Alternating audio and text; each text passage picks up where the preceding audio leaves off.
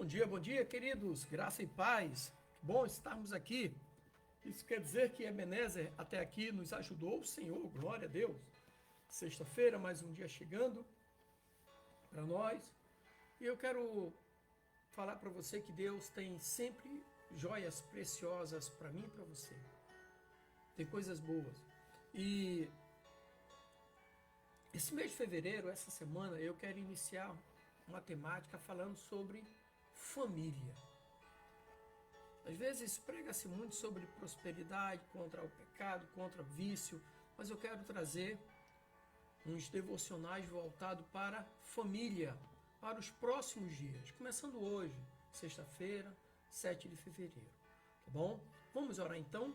Senhor Deus Santo, vivo, poderoso, Criador dos céus e da terra, Deus, muito obrigado, ó Pai. Obrigado por mais um dia de vida. Obrigado pela sua proteção, obrigado pela saúde, ó Pai. Obrigado pelo ar que respiramos, pelo alimento, pela nossa família, pelo cônjuge. Obrigado, ó Pai, por termos o privilégio de sermos chamados teus filhos, filhos de Deus. Eu coloco em tuas mãos nesse momento, ó Pai, a vida da minha família, dos meus parentes, meus amigos, os membros que fazem parte da comunidade cristã que eu também componho ali. Coloco todos em tuas mãos como criatura nas mãos do Criador. Abençoa-nos com a tua presença. Torna os nossos dias mais alegres, abençoados e prósperos, Pai. Seja repreendido do nosso meio todo espírito de enfermidade, todo espírito de contenda, todo espírito de desânimo, todo espírito de mágoa, de amargura, espírito de vício, de prostituição, ó Pai. E que teu Espírito Santo esteja em cada um de nós. Deus, muito obrigado, ó Pai. Obrigado em nome de Jesus. Amém e graças a Deus. Muito bem, queridos. Essa semana nós vamos ter a temática de falarmos um pouco sobre família. Nos próximos dias, meses, vamos falar sobre família. E eu quero abrir esse tema, né, o propósito divino da família, em Gênesis capítulo 2, versículo 24. Eu vou ler na versão NVI, a nova versão internacional, que diz assim: por essa razão o homem deixará pai e mãe e se unirá à sua mulher, e eles se tornarão uma só carne. Esse versículo que acabamos de ler aqui é uma joia preciosa que encapsula o propósito divino da família em sua essência. Isso mesmo, em sua essência. Ele nos oferece uma visão clara do plano original de Deus para a família e revelando nesse sentido os princípios profundos e eternos que constituam o homem, a mulher, a família a serem guiadas, né, a nós sermos guiados nos dias de hoje. Os princípios profundos e eternos para sermos guiados nos dias de hoje. Então, essa passagem aqui, Gênesis 2:24, é uma das mais antigas da Bíblia e ela remonta ao princípio lá da criação. Ela nos lembra que a família não é uma invenção humana, mas um projeto divino que tem raízes na própria mente de Deus. As raízes da família estão o nascimento dela, ela foi gerada nos sentimentos de Deus, na mente de Deus. É um lembrete atemporal de que Deus, em sua sabedoria e amor, criou a família como uma instituição divina, destinada a ser um alicerce sólido para a sociedade em um lugar de bênçãos, amor e unidade. O que é que nós devemos encontrar na família? Bênçãos, amor e unidade. E é isso que nós vamos fazer hoje nesse nosso devocional. Vamos examinar de perto a passagem crucial para podermos desvendar as verdades profundas e práticas Então vamos explorar o que significa deixar pai e mãe. Entender o que significa unir-se à sua mulher. A mergulhar nas riquezas do conceito, tornar-se uma só carne. Deixar pai e mãe, unir-se à sua mulher e tornar-se uma só carne. Então vamos fazer isso e à medida que nós vamos prosseguindo, convido você que está me acompanhando depois a refletir várias vezes nesse texto, para meditarmos como nós podemos aplicar no dia a dia os princípios fundamentais de Gênesis 2:24. Deixará pai e mãe, unir-se-á à sua mulher e serão a sua carne. Bem, primeiro ponto que eu quero bater um papo aqui é o contexto histórico que está ali no capítulo 2, do versículo 18 ao 23. Onde começou, podemos até transformar isso numa pergunta. Onde começou esse projeto chamado família? Onde? No livro de Gênesis, somos transportados de volta ao início da criação, onde Deus formou o homem, Adão, a partir do pó da terra.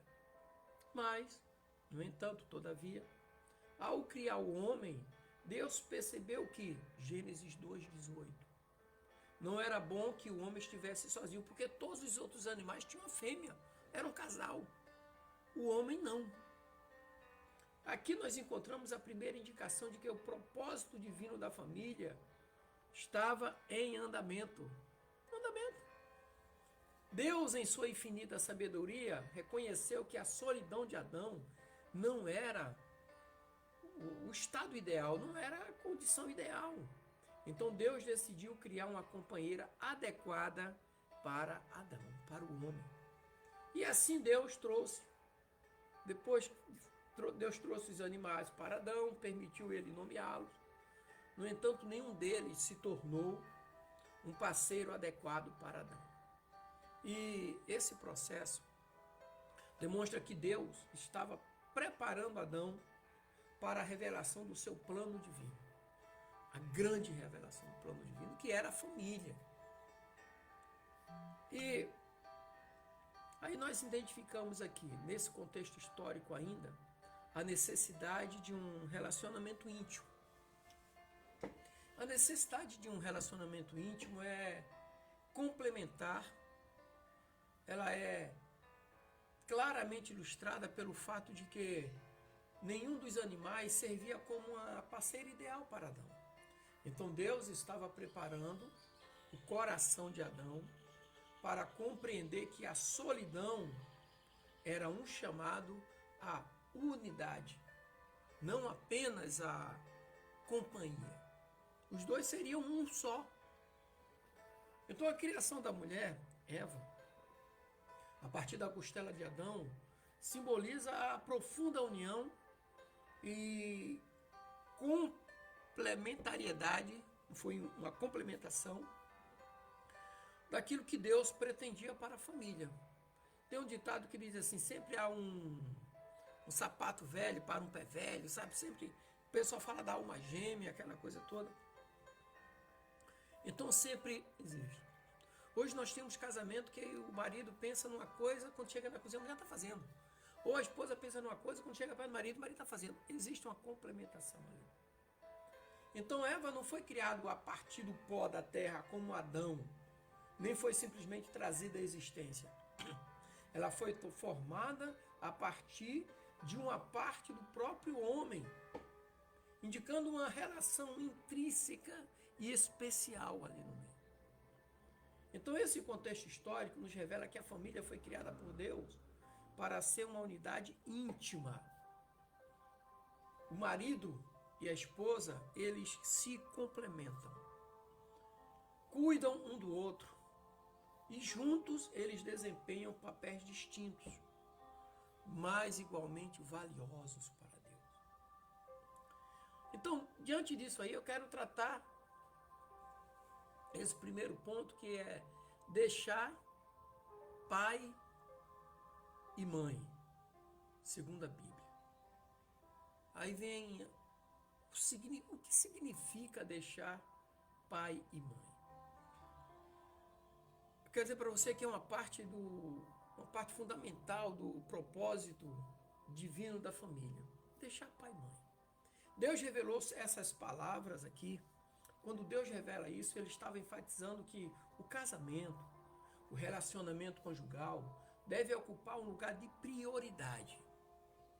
Isso não significa que devemos abandonar nossos pais, mas que o novo casal deve estabelecer uma independência saudável e uma nova unidade familiar.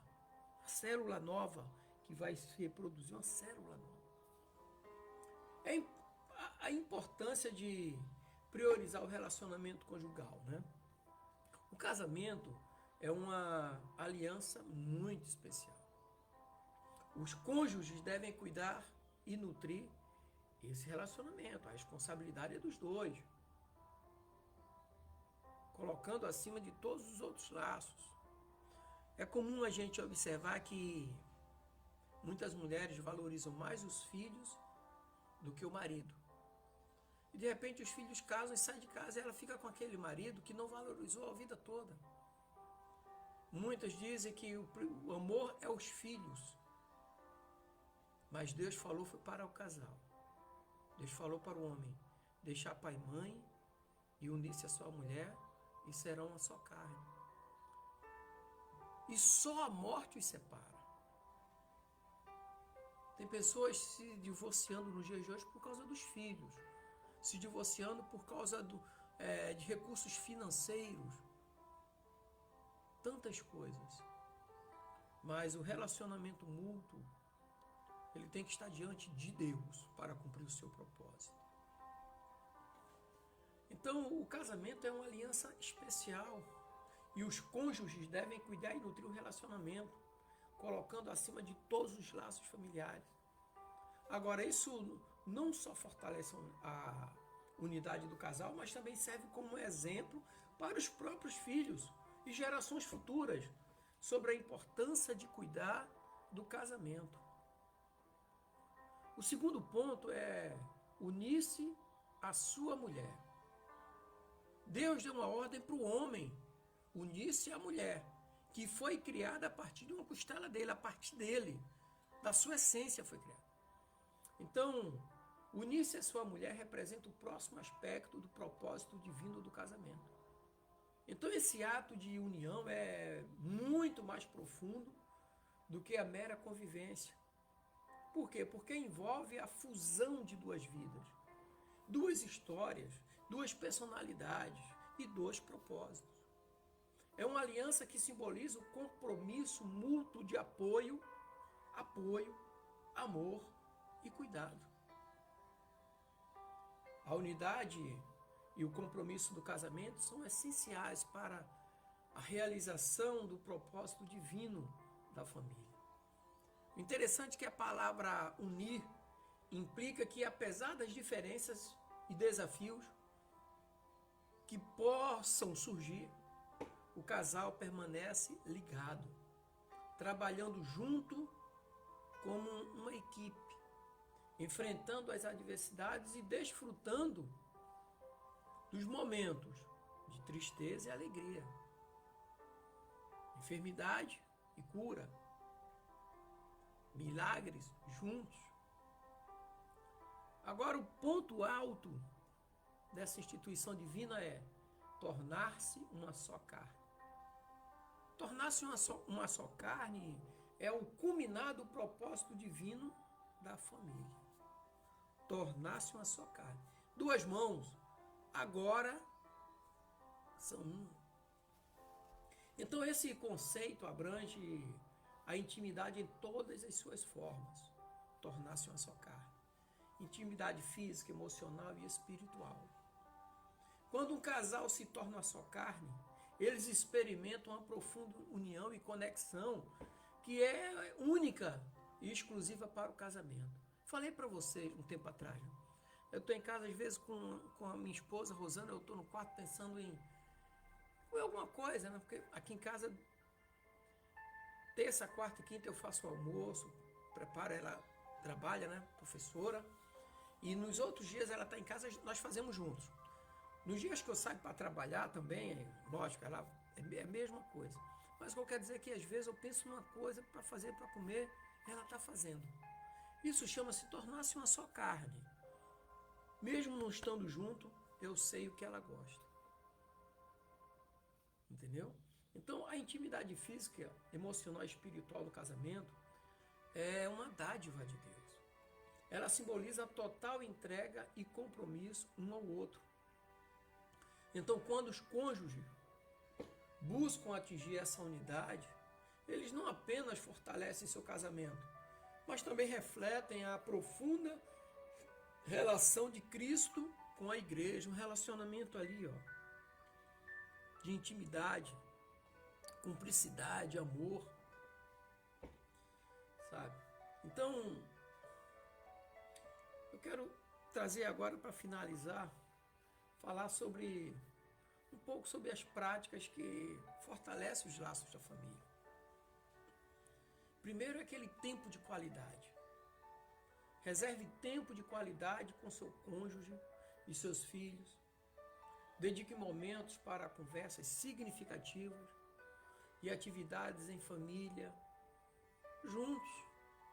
Hoje nós estamos vivendo momentos em que os nossos adolescentes e jovens, por causa desse acesso de tantas informações, acaba coibindo um pouco essa prática. Mas não desista. Continue firme. Sabe?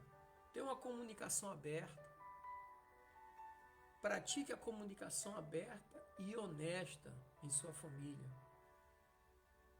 Corrija aquilo que precisa ser corrigido. Não deixe que o mundo substitua os diálogos divinos, a presença divina na tua família. Lembre-se que o casamento é a sua prioridade. A oração em família é importantíssima, porque ela quebra cadeias. Eu já contei aqui, quando nós estamos em casa, eu e minha esposa e o nosso filho, ele que faz a oração na hora do almoço. A responsabilidade é dele. Quando ele não está, eu e minha esposa. Então ali, aquele momento à mesa é um culto, um pequeno culto devocional.